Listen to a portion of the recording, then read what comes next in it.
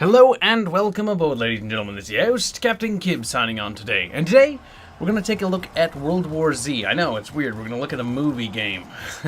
Who would have thought? Anyways, this game is being published by Paramount, and it's being developed by Saber Interactive. Now, World War Z is a co-op sort of action shooter game that is very, very reminiscent of Left 4 Dead. It's going to feature tons and tons of zombies on screen. It's got swarm mechanics that look pretty cool, like as in zombies will be fumbling over each other and crawling on top of each other, just like in the World War Z movie where they climbed up the side of friggin' buildings and stuff, which is a little bit ridiculous, but honestly, if it's fun, you know, couldn't hurt too much. The way that actually works looks really interesting. So corpses actually sort of have their own physical weight to them in this universe, or in this game, I should say universe. In real life, they have their weight too.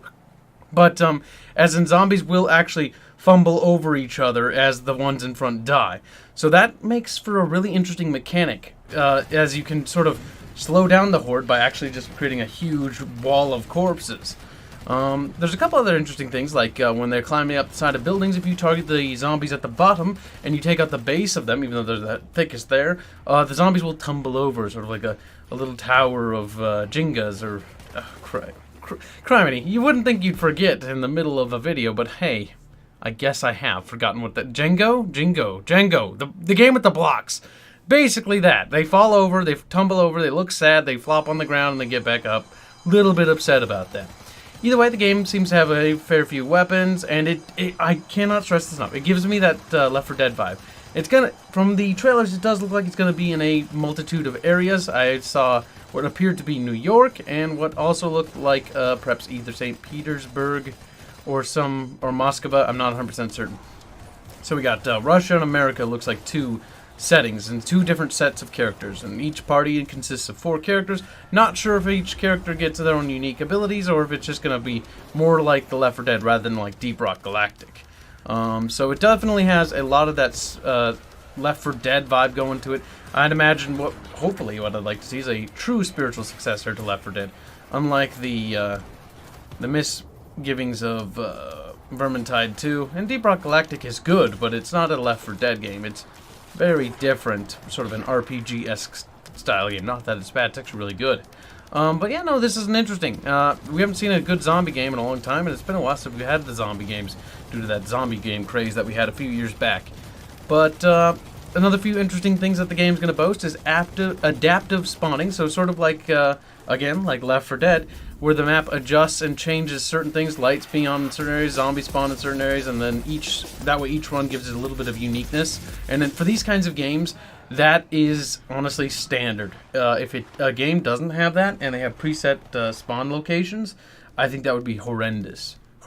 Because in games like this, the game is designed that you are basically supposed to replay these levels, you know, repeatedly, because you're enjoying the experience or running through them, different missions or objectives or whatever it is you're trying to achieve, be it leveling up or whatever they're going to do to encourage the player to want to replay these levels. I'm not sure if they're going to introduce any sort of like mechanics. The game does seem to be trying to go after the slight realism sort of take to it, you know, as realistic as you can get with zombies piling on top of each other to basically form giant fucking ladders, sort of like ants, honestly. Now, it's going to be about 4 players co-op. It's going to be on Xbox One, PS4, and PC. PC being obviously the best thing for me, because I am a PC player at heart.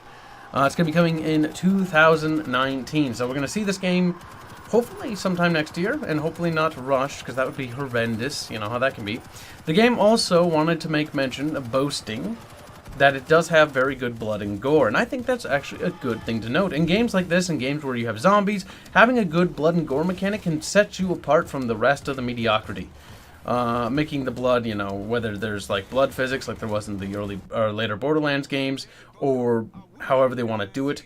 They have dynamic approaches based on the gameplay footage that I've seen and I'm presenting to you, where bullets hit certain locations, do certain bits of gore damage to the enemy model, which is rather interesting.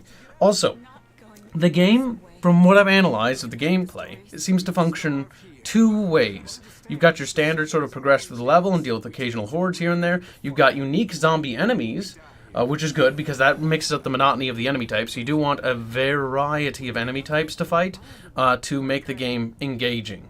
And I'm wondering if they're going to go down the whole competitive route. Are we going to see, like, or not competitive, pardon, versus? Are we going to see, you know, players be able to play as zombies? Not too big keen on that being a feature. Wouldn't be the end of the world if they didn't do that, because in this kind of game it's pretty well lit, so there's not a lot of stealth mechanics for a zombie player. But that's no big deal right there. Other than that, though, the game does... It looks promising. The amount of zombies that you have on screen, you know, the sheer amount is pretty good. Again, this is all early footage, and hopefully we'll stay tuned to this, because I want to keep my eye on this. The studio, by the way, their name is Saber Interactive. They are known for working on some titles, such as Mud Runners, The Witcher 3, but they did Wild Hunt, but it was for something to do with 4K. After going through the website, I can't really find out what specifically this company specializes in, but now they're boasting their own game, so this will be interesting.